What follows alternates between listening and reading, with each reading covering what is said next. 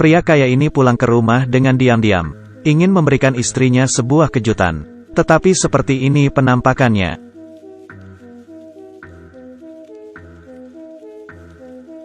Seorang pianis tunanetra membunyikan bel pintu rumah pria kaya itu. Namun tidak ada yang membuka pintu.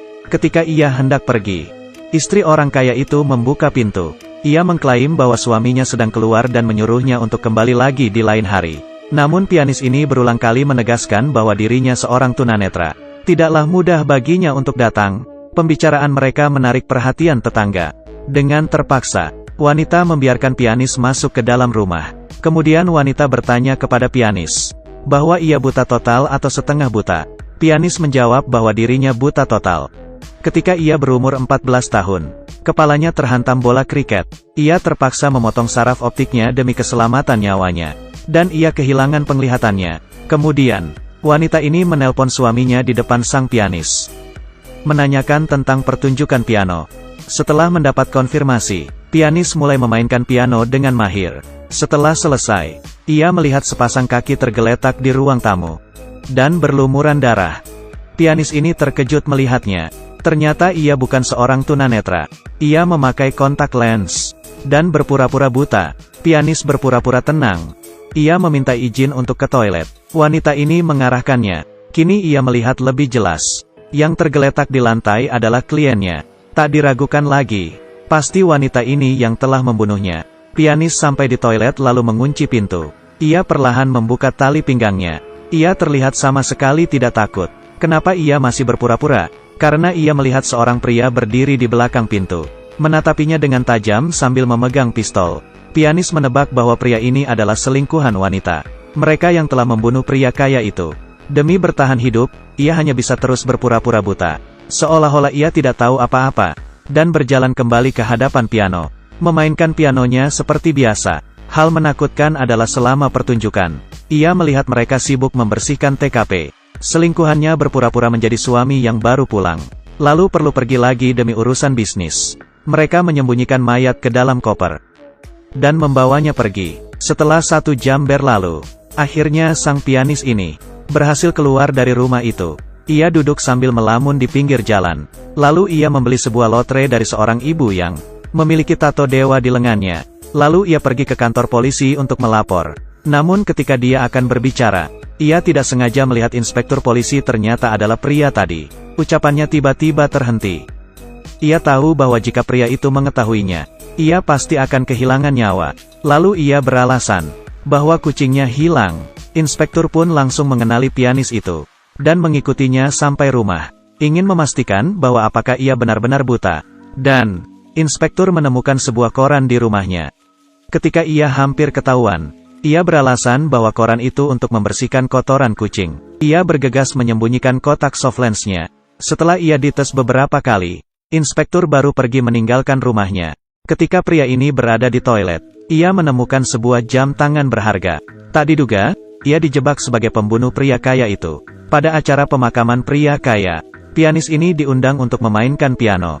Nenek tetangga mengenali pianis ini. Lalu ia mendatangi polisi lain dan berkata bahwa ada kejanggalan pada kematian pria kaya. Pada hari itu, ia melihat orang lain memasuki rumah sebelum pria kaya itu pulang. Hal ini dengan cepat diketahui oleh inspektur dan wanita.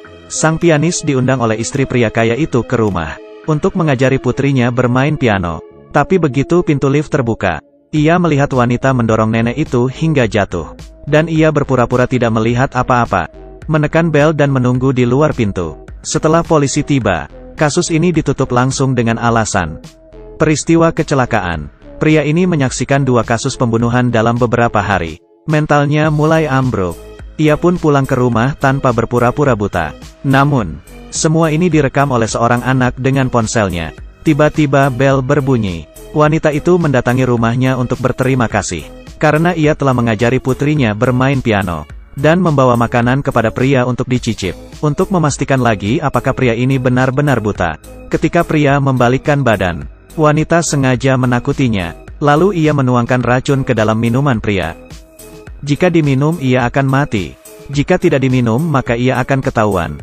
Demi bertahan hidup, pria sengaja menjatuhkan minumannya. Wanita langsung mengeluarkan pistol dan membidiknya.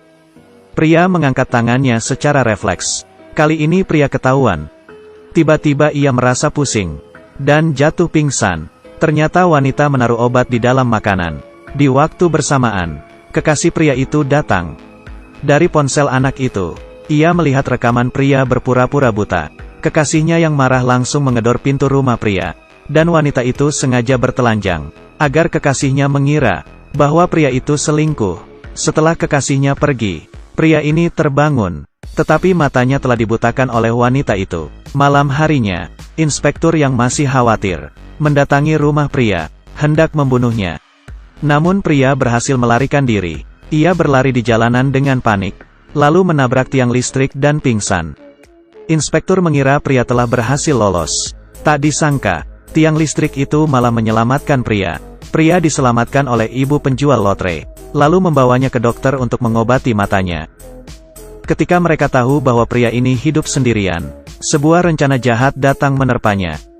Ginjalnya sedang diperdagangkan. Pria ini ditekan di atas meja operasi. Kedua ginjalnya akan diangkat. Pria ini baru sadar apa yang sedang ia alami. Ia berusaha melawan. Lalu ia bersumpah kepada dewa di lengan ibu itu bahwa ia akan memberi mereka banyak uang. Ibu ini tertegun. Seorang tunanetra, bagaimana bisa tahu bahwa lengannya terdapat tato dewa? Kemudian, pria menceritakan tentang inspektur dan wanita kaya itu kepada mereka. Mereka akan bekerja sama demi uang. Mereka menggunakan pria sebagai umpan untuk menculik wanita kaya itu, lalu memberitahu kepada istri inspektur tentang perselingkuhan suaminya lewat telepon, dan mengancamnya untuk memberi mereka uang. Jika tidak, masalah suaminya akan dipublikasi. Istri inspektur menyetujui permintaan mereka, tetapi seringkali karena uang, sifat buruk manusia akan terungkap. Setelah mereka mendapatkan uang, mereka langsung mengikat pria ini bersama wanita kaya itu di dalam gudang. Supir dibunuh oleh inspektur saat mengambil uang. Di saat darurat, ibu ini memutuskan listrik lift. Inspektur terperangkap di dalam lift. Karena panik, ia terbunuh oleh tembakan pelurunya yang nyasar. Ibu ini pun kecewa setelah mendapatkan uangnya, karena isinya semua adalah kertas putih. Di bawah bujukan wanita ini, pria ini membuka penutup matanya. Lalu pria dipukul hingga pingsan oleh wanita. Ketika dokter bergegas tiba, ia pun hampir tewas terbunuh olehnya. Di saat darurat, pria ini menyelamatkan sang dokter. Karena tidak mendapatkan uang, ia memutuskan untuk memperdagangkan organ wanita itu ke luar negeri, dan memberikan korneanya kepada pria ini. Di tengah perjalanan, terdengar suara dari bagasi mobil. Dokter berhenti untuk menyuntikkan obat bius kepada wanita itu. Lalu mereka melanjutkan perjalanan. Tetapi kini yang duduk di samping pria adalah sang wanita. Betul, dokter itu telah tewas dibunuh olehnya. Lalu ia mengusir pria dari mobil. Dikira bahwa ia akan membiarkan pria ini pergi. Wanita ini malah menginjak pedal gas dan melaju ke arah pria. Ada seekor kelinci di pinggir lain. Saat pemburu menembak, kelinci itu menabrak mobil. Terjadilah kecelakaan. Terakhir, hanya pria ini yang bertahan hidup. 2 tahun kemudian, pria ini menjadi seorang pianis di sebuah kota tak dikenal. Di sana ia bertemu dengan mantannya. Lalu ia menceritakan semua kejadian pada dirinya. Lihat dengan cermat, pria menyingkirkan kaleng di jalanan dengan tongkatnya. Ia berpura-pura buta. Dengan kata lain, ia berbohong. Ketika perjalanannya, mengantarkan wanita itu ke luar negeri bersama dokter. Di tengah perjalanan, ia telah mendapatkan transplantasi kornea. Sang dokter pun berhasil menjual organ wanita itu, lalu pergi menjauh dengan uangnya. Sebenarnya, ketika ia sedang berbicara dengan kekasihnya, sudah terungkap bahwa ia berbohong. Dia adalah seorang tunanetra. Bagaimana ia bisa tahu kelinci itu menabrak mobil? Terlebih lagi, pegangan tongkatnya berbentuk kelinci. Berbagai tanda menunjukkan bahwa ia berbohong. Ini adalah sebuah film menegangkan dengan rating 9.2. Kurang dari andadun lebih besar dari. Terhitung bahwa ada 55 kali plot twist dalam film ini. Jika Anda menyukai video ini, pastikan untuk menonton filmnya.